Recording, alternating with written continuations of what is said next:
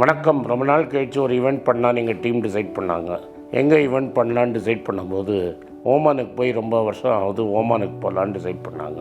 இந்த வாட்டி 15th மே அன்னைக்கு சலாலாலையும் 16th மே மஸ்கட்லேயும் ஈவெண்ட் பண்ணுறதா டிசைட் பண்ணியிருக்காங்க.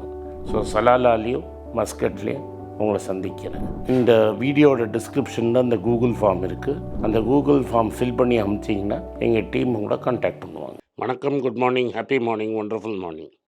இன்றைக்கி ரிஸ்க்கை பற்றி பேசலான்னு நினச்சேன். இந்த ரிஸ்க்கு நிறைய பேர் இஷ்டத்துக்கு எடுப்பாங்க. இன்றைக்கி ஒருத்தர் என்கிட்ட சொன்னார், எனக்கு 25 வயசு, நான் எவ்வளோ வேணால் ரிஸ்க் எடுக்கலாமான்னு. நான் இன்னும் நீங்கள் என்ன 25 வயசு, 50 வயசு ஆளுங்களே நான் எல்லாத்தையும் ரிஸ்க் எடுத்து பார்த்துருக்கேன்.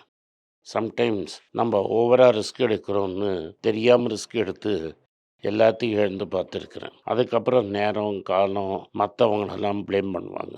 இதை ஆங்கிலத்தில் ஹியூப்ரிஸ் அப்படின்னு சொல்லுவோம். தட் இஸ், நம்மளுக்கு எப்படி பண்ணாலும் மற்றவனுக்கு எதை வேணால் நடக்கலாம், எனக்கு எதாக இருந்தாலும் சக்ஸஸ்ஃபுல்லாக நடத்தணும், சக்ஸஸ்ஃபுல்லாக இருக்கணும் அப்படின்னு நடத்தணும் அப்படின்னு பேசி நான் பார்த்துருக்கேன். இந்த ஹியூப்ரிஸுங்கிறது பல பேரை அழிச்சிருக்கு, உங்களையும் அழிச்சிடும். ரிஸ்க்குங்கிறது whether you can afford to take that risk அப்படிங்கிறத உங்களுக்கு நல்லா புரியணும். அந்த ரிஸ்க்கை நீங்கள் எடுக்க முடியுமா, எடுக்க முடியாதான்னு. ஃபஸ்ட்டு ஹார்வர்ட் மார்க்ஸ்னு ஒரு பெரிய இன்வெஸ்டர் இருக்கார். அவர் திரும்பி திரும்பி சொல்கிறது, average height of a stream அப்படின்னா ஒரு ஆறு, காவேரி ஆறே வச்சுக்கோங்க. ஒரு இடத்துல காவேரி ஆறு 5 அடி தண்ணிக்கு மேலே இருக்காது அப்படின்னு நம்ம நினைப்போம். ஆவரேஜ் ஹைட்டு 5 அடி. ஆனால் 6 அடி மனுஷன் அதில் முழுகிடுவான். ஏன்னா இந்த ஆவரேஜ் தான் 5 அடி. முதல் கொஞ்ச நேரத்துக்கு 2 அடி இருக்கலாம், கடைசி பாதி தூரத்துக்கு 2 அடி இருக்கலாம். ஆனால் நடுவில் அது 7 அடி 8 அடி போகலாம். நீச்சல் தெரிலன்னா 6 அடி மனுஷன் 7 அடி தண்ணியிலையும் முழுகலாம். அதனால் இந்த ஆவரேஜுங்கிறதெல்லாம் முக்கியம் கிடையாது. ஒரு இடத்துல அது 6 அடி ஆகிடுச்சுன்னா கூட தண்ணியில் இறங்கினீங்கன்னா நீங்கள் காணாமல் போயிடுவீங்க. தண்ணியில் உங்களுக்கு நீச்சல் தெரியுமா தெரியாதாங்கிறது தான் கேள்வி. நீச்சல் தெரியாதுன்னா தண்ணியில் இறங்கி ரிஸ்க் எடுக்காதீங்க. ஸோ இந்த ரிஸ்க்குங்கிறது நம்ம கேர்ஃபுல்லாக எடுத்துக்கணும். இப்போ ஹெல்மெட் இல்லாமல் வண்டி ஓட்டுறது, நீங்கள் தான் ரிஸ்க் எடுக்கிறீங்க. ரிஸ்க்கு யாருக்கும் இல்லை. அடிபட்டு நீங்கள் போயிட்டீங்கன்னா கூட உங்கள் ஃபேமிலிக்கு ப்ராப்ளம் கிடையாது. ஆனால் உயிரோடு இருந்தீங்கன்னா உங்களை பார்த்துக்கிற செலவே பல வருஷங்கள் ஆகும், பல காலங்கள் ஆகும், பல பேருக்கு ஸ்ட்ரெஸ் ஆகும். வண்டியை ஹெல்மெட்டு போடாதது பெரிய மேட்சோ மேனெல்லாம் கிடையாது. நீங்கள் பண்ணுறது முட்டாள்தனம். நீங்கள் வண்டியை கரெக்டாக ஓட்டுவீங்களா இருக்கும். ஆனால் ஆப்போசிட்டில் வரவன் கரெக்டாக ஓட்டணும், ரோட்டில் தண்ணி அடிச்சுட்டு ஓட்டாமல் இருக்கணும், இதெல்லாம் உங்களுக்கு தெரியாது. அதனால் நீங்கள் மோஸ்ட் டேஞ்சரஸ் கிரிட்டிக்கல் பார்ட்டு உங்கள் தலை தான். அதனால் கீழே விழுந்தீங்கன்னா தலைக்கு ஒன்றும் ஆகாமல் இருக்கணும். அதுக்கு தான் ஹெல்மெட். அதே தான் ஹெல்மெட் போடாமல் பண்ணாதீங்க. இந்த ஹீரோயிசம், மேச்சோயிசம் இதெல்லாம் ஒன்றும் கிடையாது.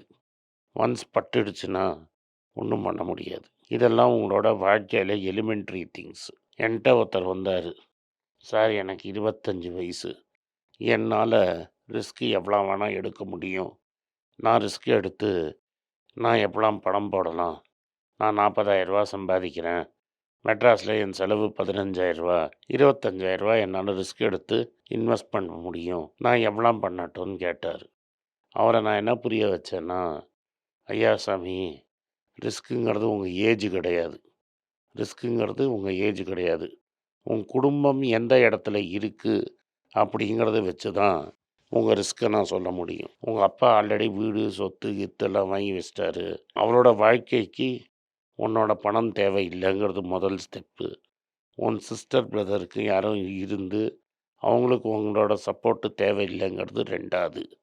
3வது, வயசான காலத்தில் கூட உங்கள் அப்பா அம்மாவுக்கு லேட்டர் உன் சப்போர்ட்டு தேவை இருக்காதுங்கிறது 3வது. இதுதான் ஃபஸ்ட்டு 3 பிரின்சிபல்ஸு.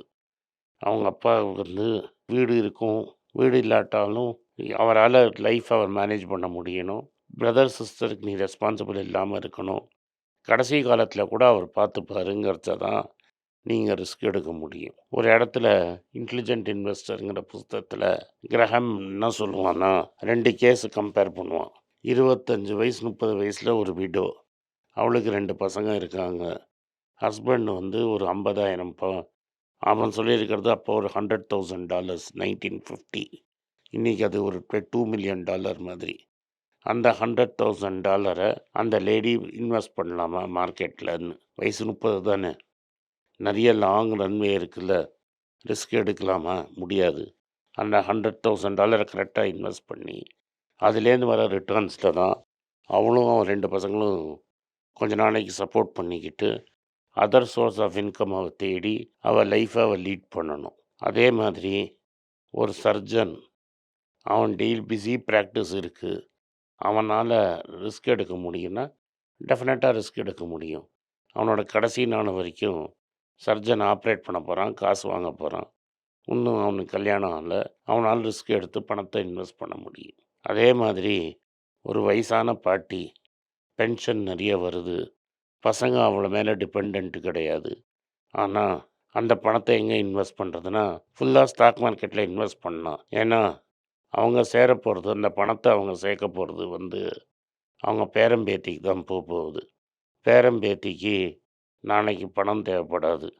பேரம்பேத்திங்களுக்கு காலேஜில் போகிறச்ச தான் அந்த பணம் தேவைப்படும். காலேஜில் தேவைப்படும் போது அப்போ வந்து 20 வருஷம் இருக்கும். பாட்டி இருப்பாங்களோ இருக்க மாட்டாங்களோ, ஆனால் அந்த கேபிட்டலை க்ரோ பண்ணால் அந்த பசங்களுக்கு அட்வான்டேஜு. ரிஸ்க் பாட்டியால் எடுக்க முடியும். ஏன்னா பாட்டி கடைசி நாள் வரைக்கும் பென்ஷன் வரப்போகுது. அந்த பணத்தை பேரம்பேத்தியோட இன்ட்ரெஸ்ட்டுக்காக பாட்டி இன்வெஸ்ட் பண்ணிக்கிட்டே போகுது. இது வந்து இன்வெஸ்ட்மெண்ட்லேயே ஒரு விடோ, ஒரு சர்ஜன், ஒரு வயசான பாட்டி, 3 பேருக்கும் 3 ரிஸ்க் ப்ரொஃபைல். இது 3த்துலேயும் ஏஜுக்கும் இதுக்கும் சம்பந்தமே கிடையாது. ரிஸ்க்குக்கும் ஏஜுக்கும் சம்பந்தமே கிடையாது. நம்ம ஊரில் நான் சொந்த தொழில் பண்ணுறேன் அப்படின்னு ரிஸ்க் எடுக்கிறவங்க நிறைய பேர் இருக்காங்க. இதில் மேக்ஸிமம் நான் பார்க்குறவங்க டீ கடை ஆரம்பிக்கிறேன் அப்படின்னு ஒரு ஃபேசினேஷன். இந்த சாய் கிங்ஸ்னு ஒரு பிராண்டை பார்த்தப்புறம் நானும் டீ கடை ஆரம்பிக்கிறேன் அப்படின்னு. ஃபஸ்ட்டு நீங்கள் என்ன புரிஞ்சுக்கணுன்னா, ரெஸ்டாரண்ட் பிஸ்னஸ் தான் இருக்கிறதுலையே டஃபஸ்ட்டு பிஸ்னஸ். ஏன்னா very easy to start. Idea ரொம்ப சிம்பிளாக வந்துடும். உங்களுக்கு பிடிச்ச சாப்பாடு எல்லாருக்கும் பிடிச்சிருக்கும்னு நீங்களே அசம்ஷன் பண்ணிடுவீங்க. நம்ம வந்து யார் சமைப்பாங்கங்கிற கேள்வியை பதிலே சொல்ல மாட்டோம். தோசை போடுறதுக்கு ஒரு மாஸ்டர் வேணும். ஏன்னா நம்ம தோசை போடுறச்ச எதாவது பிசிறிடுச்சுன்னு வச்சுக்கோங்க, பிஞ்சு போச்சுன்னா அந்த தோசையை கொண்டு போய் கிளைண்ட்டை வச்சிங்கன்னு வைங்க, அவன் உன்னை எட்டி உதைப்பான். ஸோ 3 தோசையில் ஒரு தோசை பிசிறிடுச்சுன்னு வைங்க, ஒரு தோசை காசு போயிடும். அதனால் யார் அந்த போட போகிறாங்க, யார் வந்து லேபரு, காஸ்ட்டு எல்லாத்தையும் நீங்கள் ஒர்க் அவுட் பண்ணிங்கன்னா ரெஸ்டாரண்ட்டு தான் ஈஸியஸ்ட் பிஸ்னஸ் டு ஃபெயில்.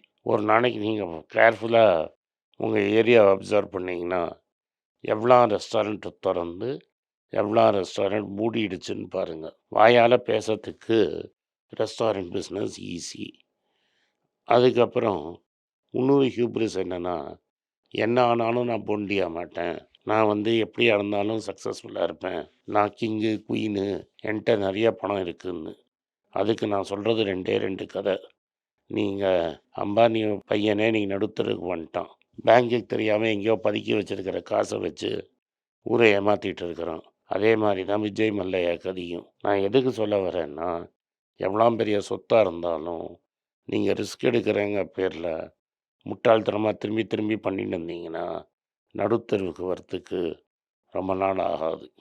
அதனால் ரிஸ்க்குங்கிறது எவ்வளோ பணத்தை தொலைக்க முடியும், அந்த பணம் தொலைஞ்சாலும் என் லைஃப் மாறாதோ அந்த பணத்தை தொலைங்க. இல்லாத பணத்தை கடன் வாங்கி ரிஸ்க் எடுக்காதீங்க, காணாமல் போயிடுவீங்க. நன்றி, வணக்கம். இந்த வீடியோ உங்களுக்கு பிடிச்சிருந்ததுன்னா வீடியோவை லைக் பண்ணுங்கள், எங்கள் சேனலை சப்ஸ்கிரைப் பண்ணுங்கள், பெல் நோட்டிஃபிகேஷன் தட்டுங்க. இந்த வீடியோவை முடிஞ்சால் உங்கள் சொந்தக்காரங்களுக்கும் ஃப்ரெண்ட்ஸுக்கும் அனுப்புங்க. அவங்கள பார்க்க சொல்லுங்கள். வணக்கம், எனக்கு ஒரு விஷயத்தை அட்டென்ஷனுக்கு கொண்டு வந்திருக்காங்க. என்னோட ஏஐ ஜென்ரேட்டட் இமேஜை பார்த்து யாரோ ட்ரேடிங்க்கு பணம் கொடுத்து ஏமாந்துருக்காங்க. ப்ளீஸ், உங்களுக்கு நான் பல தடவை சொல்லிட்டேன், இப்பவும் சொல்கிறேன், நான் யார்கிட்டையும் பணம் டைரெக்டாக வாங்குறது இல்லை, அப்பாயின்மெண்ட் பார்க்குறதே கிடையாது. அதனால் என்னை பார்க்கலான்னு யாராவது காசு கேட்டாங்கன்னா இல்லைன்னு சொல்லிவிடுங்க. அடுத்தது, ஒரு இமெயில் ஐடி இருக்குது, அதில் போட்டால் எங்கள் டீம் கான்டாக்ட் பண்ணுவாங்க. அது டைம் ஆகுதுன்னா வினோதோட இன்ஸ்டாகிராம் அக்கௌண்ட்டில் வினோத்திட்ட மெசேஜ் பண்ணுங்க. அவன் என் தம்பி, அதுலேயும் அவன் காசு கேட்க மாட்டான். காசு கேட்குறாங்கன்னா ஏமாறுறீங்க. யார் என்ன சொன்னாலும் கம்பெனிக்கு செபி அல்லது ஐஆர்டிஏ அல்லது ஆர்பிஐ ரெஜிஸ்ட்ரேஷன் இருக்கணும். இந்த 3 ரெஜிஸ்ட்ரேஷன் ஏதாவது இருந்தால் தான் உங்களோட பணத்தை நீங்கள் கொடுக்கணும். நீங்கள் இன்கேஸ் ஆஃப் இன்சூரன்ஸ் டைரெக்டாக இன்சூரன்ஸ் கம்பெனிக்கு தான் கொடுக்கணும். இன்கேஸ் ஆஃப் ட்ரேடிங் நீங்களே புரோக்கர்கிட்ட போட்டு ட்ரேட் பண்ணணும். மியூச்சுவல் ஃபண்டும் கம்பெனிக்கு தான் கொடுக்கணும். த்ரூ எக்ஸ்சேஞ்சு நீங்கள் வாங்கிக்கலாம். இதெல்லாம் எதுக்கு நான் உங்களுக்கு சொல்கிறேன்னா, யாரையாவது சொல்கிறாங்கன்னு நம்பி ஏமாறாதீங்க. உங்களுக்காக நான் ட்ரேட் பண்ண முடியாது, அது இல்லீகல். நான் ட்ரேடும் பண்ணுறது கிடையாது. அதனால் ட்ரேடிங் ப்ராஃபிட் பண்ணி தரேன்னு சொல்கிறது ஏமாத்தல். எனக்கு ட்ரேடிங் பண்ண தெரியாது. என் பேரை சொல்லி ட்ரேட் பண்ணி உங்களுக்கு ப்ராஃபிட் ஷேரிங்னா ஃப்ராடு, ஏமாற்றம். நான் யார்கிட்டையும் காசு கேட்கல, கேட்கவும் மாட்டேன்.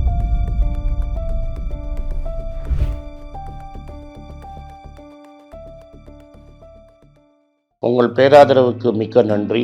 நான் டோட்டலாக 5 புஸ்தகங்கள் எழுதியிருக்கிறேன். 3 ஆங்கிலத்தில் எழுதியிருக்கிறேன். அதில் 2 தமிழாக மொழிபெயர்த்துருக்காங்க. ஸோ டோட்டலாக 5 புஸ்தகம் ஆச்சு. இந்த 5 புஸ்தகத்துக்கு ஹார்ட் காப்பி வேணும்னா நீங்கள் கீழே இருக்கிற வாட்ஸ்அப் நம்பருக்கு மெசேஜ் அனுப்பிச்சிங்கன்னா எங்கள் டீம் உங்களை கான்டாக்ட் பண்ணுவாங்க. இந்த 5 புஸ்தகங்களில் 3 புஸ்தகம் கிண்டலில் இருக்குது. அமேசானில் கிண்டலில் வாங்கணும்னு ஃபீல் பண்ணுறவங்க நேராக கிண்டலில் வாங்கிக்கலாம். தமிழ்லேயே யாராவது ஃபைனான்ஸ் நியூஸ் படிக்கணும்னு ஃபீல் பண்ணிங்கன்னா தயவுசெஞ்சு moneypage.com விசிட் பண்ணுங்கள்.